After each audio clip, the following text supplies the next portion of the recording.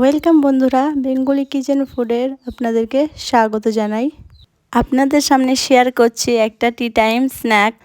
তো চলুন ভিডিওটি শুরু করা যাক। প্রথমে আমি নিয়ে নিয়েছি একটা ফ্রাই প্যানে নিয়ে নেব তেল দিয়ে দেওয়ার পর দিয়ে দেবো জিরাটাকে ভালোভাবে নাড়াচাড়া করে লাল লাল করে ভেজে নিতে হবে। ভেজে নেওয়ার পর দিয়ে দেবো পেঁয়াজ কুচি। তো পেঁয়াজ কুচিটাকে ভালোভাবে আমি লাল লাল করে ভেজে নেব।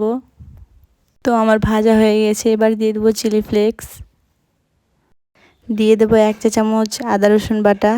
তারপর ভালোভাবে আদা রসুনটাকে ভালোভাবে ভেজে নেব নাড়াচাড়া করে। দিয়ে দেবো স্বাদ মতো লবণ, দিয়ে দেবো ধনে আর জিরে গুঁড়ো, দিয়ে দেবো হলুদ গুঁড়ো, এরপর দিয়ে দেবো লঙ্কা গুঁড়ো। তো ভিডিওটা পুরো স্কিপ না করে পুরোটাই দেখবেন। তারপর ভালো করে মশলাগুলোকে মিশিয়ে নেব। এই যে দেখতে পাচ্ছেন আমি এভাবে মিশিয়ে নিয়েছি, ঠিক আপনারা এভাবে মিশিয়ে নেবেন। মশলাগুলোকে কষে নেব ভালো করে। দিয়ে দেবো সিদ্ধ করে রাখা আলু। তো আলুটা আমি হাতের সাহায্যে ম্যাশ করে নেব। কষা মশলাটাতে আমি আলুগুলোকে দিয়ে দিয়েছি। তো আলুগুলোকে আমি এবার ভালোভাবে কষিয়ে নেব নাড়াচাড়া করে। তো আমি এভাবে কষিয়ে নিয়েছি। তো দেখতে পাচ্ছেন আমি কিভাবে কষিয়ে নিয়েছি ভালো করে নাড়াচাড়া করে। আপনারা এখানে টমেটো সস অ্যাড করতে পারেন। তো তৈরি হয়ে গেল ডিমের কাটলেটের জন্য আলুর পুর। তো এটা ঠান্ডা করার জন্য আমি একটা আলাদা পাত্রে তুলে নিচ্ছি। তো ডিমের কাটলেটটা কিন্তু খেতে অসাধারণ হয়েছিল, আমাকে তো অনেক ভালো লাগছিল খেতে। তো আমি ঠান্ডা হওয়ার জন্য তুলে নিয়েছি একটা পাত্রে। এবার নিয়ে নেব একটা বাটিতে নিয়ে নেব 2টো ডিম। নিয়ে নিয়েছি আমি এখানে 2টো ডিম। তারপর দিয়ে দেবো লঙ্কা গুঁড়ো, দিয়ে দেবো ধনে আর জিরে গুঁড়ো, দিয়ে দেবো স্বাদ মতো লবণ। তারপর ভালোভাবে ফেটিয়ে নেব। এই যে দেখতেই পাচ্ছেন আমি কিভাবে ফেটিয়ে নিয়েছি।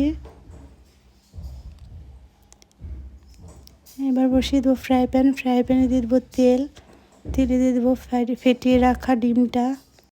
তো আমাকে একটা ডিমের অমলেট বানিয়ে নিতে হবে।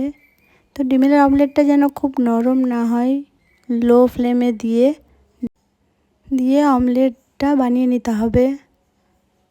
তো একদিক যদি সিদ্ধ হয়ে যায় আমি আর একদিকে উল্টে দেবো।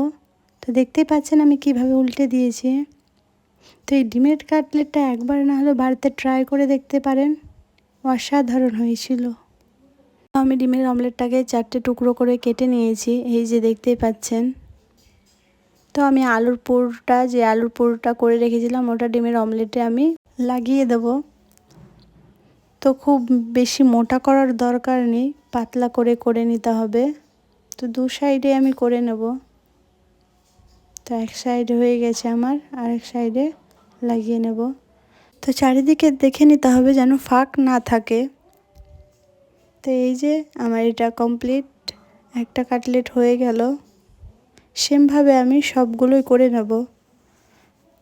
তো আমি কাটলেটটা ডিমের ব্যাটারটাতে দিয়ে দেব।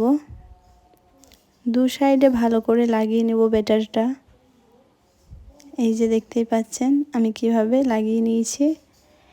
এরপর দিয়ে দিব ব্রেড গামসে ভালোভাবে কোট করে নেব।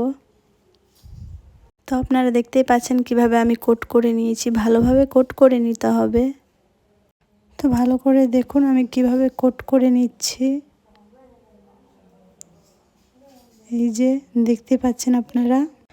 তো আমি আবারও ডিমের ব্যাটারটাতে দিয়ে দেব ডিমের কাটলেটটা।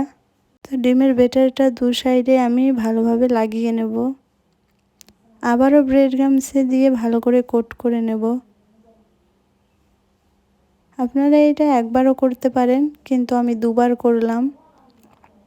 তো আমার এই ডিমের কাটলেটটা করা হয়ে গেল।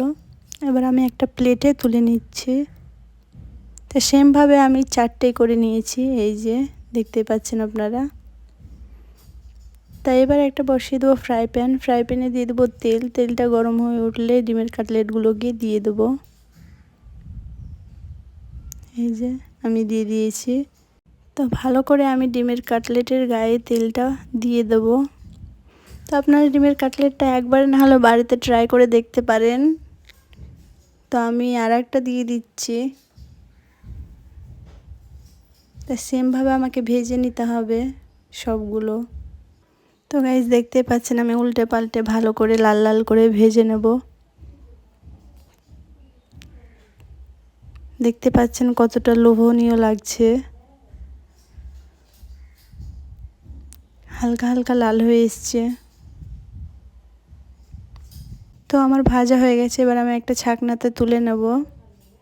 তারপর সেমভাবে আরও দুটো করে নেব, এই যে দেখতেই পাচ্ছেন আপনারা। তো সেমভাবে আমি ওই দুটোও ভেজে নেব। তো গাইস এই আলু ডিমের কাটলেটটা যদি আপনাদের কাছে ভালো লেগে থাকে তাহলে লাইক আর যতটা সম্ভব ততটা শেয়ার করবেন। আর তা একবার না হলে বাড়িতে বানিয়ে ট্রাই করে দেখবেন, আর আমাকে কমেন্টে জানাতে কিন্তু একদমই ভুলবেন না যে হ্যাঁ কেমন হয়েছিল। এই যে আমার এই দুটো করা হয়ে গেছে, আমি এগুলো ছাঁকনিতে তুলে নিচ্ছি। তো আমাদের তৈরি ডিমের কাটলেট। তা আজকের ভিডিওটা এই পর্যন্তই। সব ভালো থাকবেন, সুস্থ থাকবেন।